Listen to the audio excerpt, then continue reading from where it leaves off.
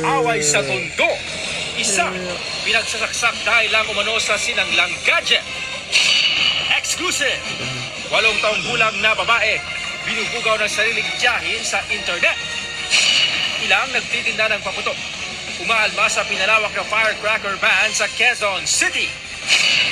At Daily May, miyembro na ng isang international pop group. Ang detalye, mamaya sa TV Patrol Weekend.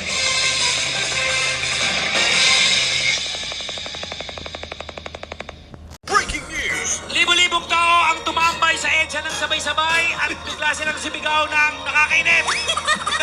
Source ng bird flu, natukoy na! Ang mga manok po kasi ay nagsumbong sa mga pulis. At ang source ng unlimited na saya, Bakit tayo nasa kuweba ni Supremo? may naamoy ako!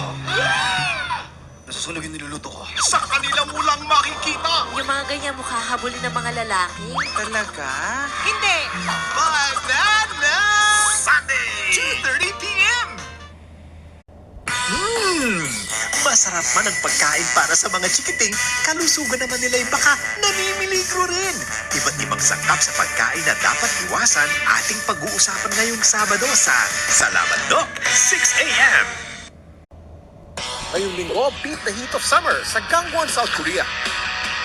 Cuddle with our furry buddy sa Baby Animal Ranch. Ang mga squirrel naman ay kamag-anak ng daga dahil pareho silang miyembro ng rodent family. Pag-chill din tayo dito sa Hasla Art World Museum. Dito Atienza, ang nanay ko si Beng Atienza at si Kim Atienza. Family picture.